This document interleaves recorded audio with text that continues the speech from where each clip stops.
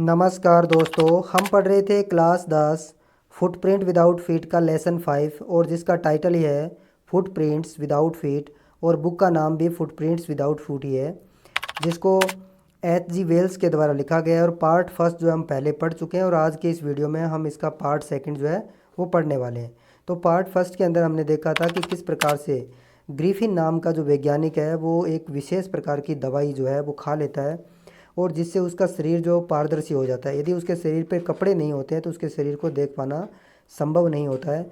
और वो पहले एक दुकान के अंदर शेल्टर लेते हैं और उसके बाद में जो है वो एक थिएटर के अंदर जाते हैं, वहाँ से नकली जो नोज है, विस्कस है और वो सारा कुछ ताम झाम लगा करके और एक दुकानदार से पैसे लूट करके वहाँ से फरार हो जाते हैं। आगे क्या होता है, कहाँ जाते हैं, सब कुछ इस वीडियो में हम देखने वाले हैं। तो चलिए शुरू करते हैं आज के हमारे इस लेसन को। और लेसन शुरू करने से पहले यहाँ पर कुछ प्रश्न दे रखे हैं जिनके उत्तर जो हैं वो आगे जब इस लेसन को पढ़ेंगे तो आपको मिलने वाले हैं। तो इन प्रश्न को ध्यान में रखते हुए आपको आगे की वीडियो को ध्यानपूर्वक सुनना है। Read and find out why does Mrs Hall find the scientist eccentric. Eccentric का मतलब होता है सन की, जिसका टेम्परामेंट जो है वो शॉर्ट टेम्परामेंट होता है, वो बात बात पे भड़क जाते हैं, ऐसे लोगों को इसेंट्रिक बोलते हैं। तो मिसेज होल जो है वो साइंटिस्ट को, वैज्ञानिक को, ग्रिफिन को कैसे जो है वो एक सन की पाती है। What curious episode occurs in the study, कि स्टडी रूम जो है उसके अंदर किस प्रकार का जिज्ञासा से भरा हुआ एपिसोड होता है वो हम देखने वाले हैं। What other extra ordinary things happen at the in जो है वो सराय होती है जहाँ लोग रुकते हैं। तो उस सराय के अंदर जो है कौन सा एक्स्ट्रा ऑर्डिनरी काम जो है वो होता है, कौन सी ऐसी घटना होती है, वो हमें ध्यान में रखना है। Eager to get away from crowded London he took a train to the village of Epping. अब ग्रिफिन जो है वो क्या कर रहा है कि क्राउडेड लंदन जो है, भीड़ से भरे हुए लंदन से गेट अवे होने की उत्सुकता में वो एक ट्रेन को पकड़ते हैं। ईपिंग विलेज जाने वाली ट्रेन जो है उसको पकड़ते हैं। वेयर ही बुक 2 रूम्स, जहाँ उन्होंने 2 कमरों की बुकिंग करवा रखी है। एट द लोकल इन, जो लोकल सराय जो है उसके अंदर उन्होंने 2 कमरे जो पहले ही बुक करवा चुके हैं। The arrival of A stranger, कि एक अनजान व्यक्ति की वहाँ पर उपस्थिति जो है, पहुँच जो है। एट एन इन के अंदर, इन द विंटर, सर्दी के मौसम में। Was in any case N unusual event, जो उस मामले में जो है यानी सर्दी के मौसम में किसी अनजान व्यक्ति का ऐसी इन के अंदर रुकना जो है वो कोई सामान्य बात नहीं थी, वो एक अनयूजुअल इवेंट थी। ए stranger of such uncommon appearance, और एक ऐसा स्ट्रेंजर व्यक्ति, ऐसा अनजान व्यक्ति जिसकी अपीयरेंस जो है वो अनकॉमन है। अनकॉमन कैसे भी उन्होंने जो है वो, क्योंकि यदि वो अपने चेहरे के ऊपर कुछ भी नहीं लगाता है तो उसका चेहरा जो है वो गायब हो जाता है और वो ऐसा लगता है जैसे कि बिना सिर का कोई व्यक्ति हो। इसलिए उसने अपने सिर के ऊपर पट्टी बांध रखी है, उसने नकली नोज जो है वो लगा रखी है, आंखों पे शायद स्पेक्टिकल वगैरह लगा रखे होंगे। तो जहाँ जहाँ कहीं पर भी जो है चमड़ी दिखाई देती है वहाँ पर उसने कुछ न कुछ ऐसा कुछ लगा रखा है। तो उसके इसकी वजह से उसकी जो अपीयरेंस है, उसका जो लुक जो है वो कॉमन दिखाई नहीं दे रहा है, वो अनकॉमन दिखाई दे रहा है। सेट ओल्ड टंग्स वैगिंग, टंग यानी जीभ होता है, वैगिंग का मतलब होता है वैसे हिलना होता है, कि सारी जो जीभ है यानी आसपास के लोग जो हैं वो उनके बारे में बातें करने लगे हैं। Mrs Hall the lone landlord's wife, अब मिसेज होल जो है वो जहाँ इन के अंदर वो रह रहा है, जहाँ उन्होंने रूम बुकिंग किया है, उस जो इन जो है उसका जो मालिक जो है उसकी पत्नी है Mrs Hall. Made every efforts, वो प्रत्येक प्रयास करती है। टू बी फ्रेंडली, उसके साथ में फ्रेंडली हो बन करके, मित्रता का व्यवहार करके उससे वो कुछ सूचनाएं प्राप्त करने का, उससे जानकारी प्राप्त लेने का जो है वो पूरा प्रयास वो करती है। But Griffin had no desire, लेकिन ग्रिफिन जो है उसकी कोई इच्छा नहीं है टू टॉक, उसके साथ बातें करने की। एंड टोल्ड हर, उसको किसी भी प्रकार से कुछ बताने की ग्रिफिन की कोई इच्छा नहीं है। My reasons for coming to Epping is a desire for solitude, और वो उनको बताते हैं कि मेरा यहाँ पर ईपिंग के अंदर आना जो है, मेरी इच्छा जो है वो केवल सॉलिट्यूड की है, एकांत चाहने के लिए मैं यहाँ आया हूँ। I do not wish to be disturb in my work, और मैं ऐसी इच्छा करता हूँ कि मुझे किसी भी प्रकार से डिस्टर्ब ना किया जाए मेरे काम के अंदर, और मैं शांति के लिए तो यहाँ आया हूँ, एकांत के लिए तो मैं इस जगह पर आया हूँ। बिसाइडेज, इसके अलावा, an accident has affected my face, और इसके अलावा एक एक्सीडेंट जो था उसने मेरे फेस को जो है वो अ, ऐसा बना दिया है। वो अपने फेस के बारे में इस प्रकार से बातें करता है ताकि वो उसकी असलियत छुपी रहे। Satisfied that her guest was an eccentric scientist, और वो उस बात से, उनकी बातों को सुन करके वो सेटिस्फाइड हो जाती है, संतुष्ट हो जाती है कि उसका जो गेस्ट है, उसका मेहमान जो है वो एक सनकी वैज्ञानिक है। And in view of the fact that he had paid her in advance, और इसके साथ साथ जो है वो ये भी देखती है कि उन्होंने एडवांस में उसको पैसे दे दिए हैं, तो इसलिए वो उसके ऊपर कम शक करती है। Mrs Hall was prepared to excuse his strange habit and irritable tempers, और इसके अलावा मिसेज होल जो प्रिपेयर हो जाती है, तैयार हो जाती है कि उसके जो एक्सक्यूज़ जो हैं, उसके बहाने जो हैं, उसकी स्ट्रेंज हैबिट जो हैं, जो उसकी अजीब आदतें जो है, और उसका इरिटेबल टेम्पर जो है, उसको सहन करने के लिए वो एक प्रकार से तैयार हो जाती है। जैसा भी उसका व्यवहार है उसको सहन करती है, क्योंकि उसको एडवांस में पैसे मिल गए इसलिए वो उसको सहन कर रही है। बट द स्टोलन मनी, जो ग्रिफिन ने जो पैसे उस दुकानदार से चुराए थे, डिड नॉट लास्ट लॉन्ग, वो ज़्यादा दिनों तक चलने वाले नहीं थे। एंड प्रजेंटली, और वर्तमान में, Griffin had to admit that, और वर्तमान में ग्रिफिन को ये स्वीकार करना पड़ा कि he had no money no more ready cash, कि उसके पास में अभी फ़िलहाल कोई कैश तैयार नहीं है।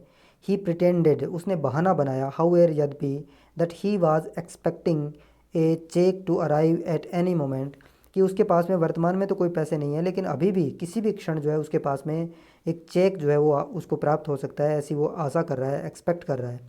शॉर्टली आफ्टरवर्ड, और तुरंत ही उसके बाद में एक क्यूरियस एपिसोड अकर्स, और एक जिज्ञासा से भरा एपिसोड जो है वहाँ पर प्रकट होता है। क्या होता है अभी?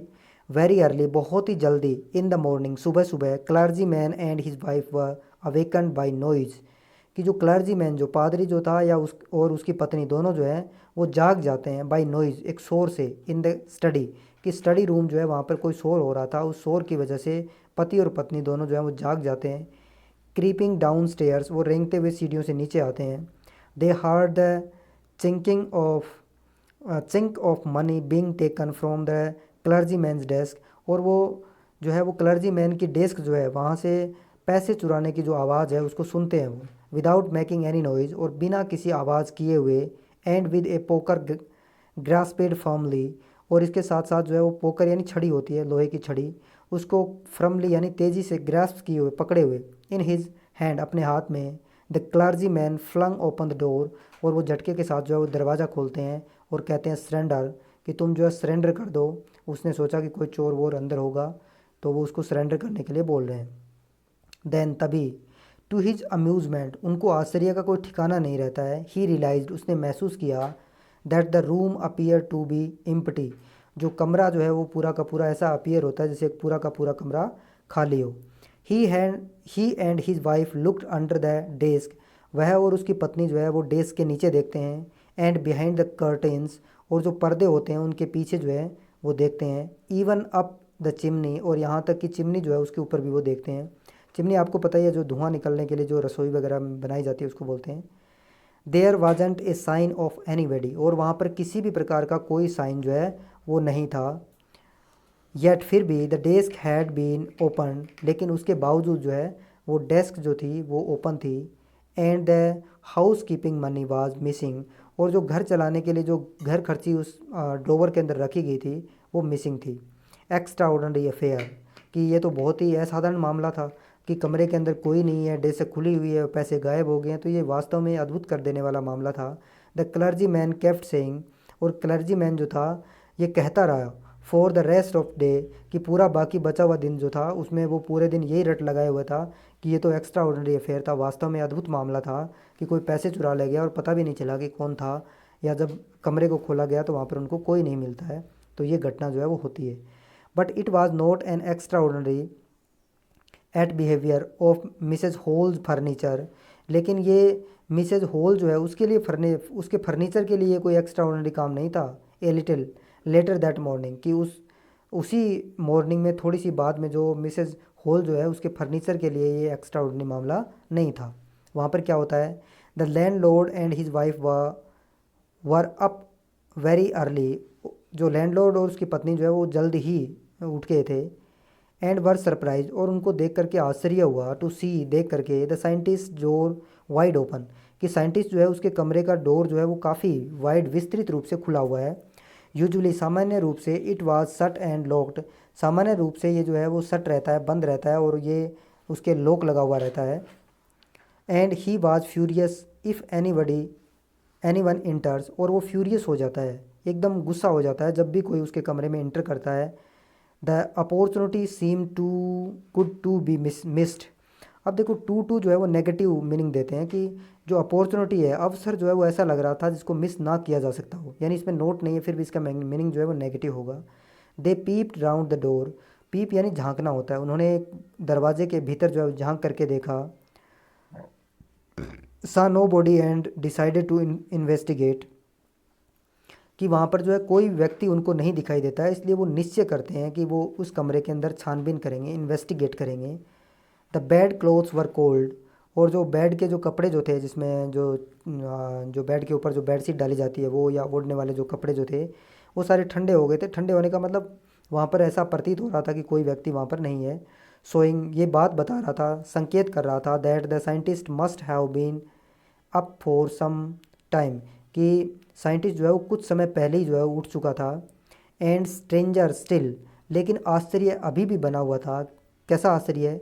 द क्लोथ्स एंड बैंडेज, कि वो कपड़े और वो पट्टियाँ, दैट ही ऑलवेज वोर, जो वो हमेशा पहन करके रखता था, वर लेइंग अबाउट द रूम, जो कमरे में अभी भी पड़ी हुई थी, क्योंकि यदि वो पट्टियाँ नहीं बांधता है या वो नोज़ वगैरह जो ताम झाम नहीं करता है तो वो उसका चेहरा दिखाई नहीं देता है, इसीलिए वो बांध करके रखता है।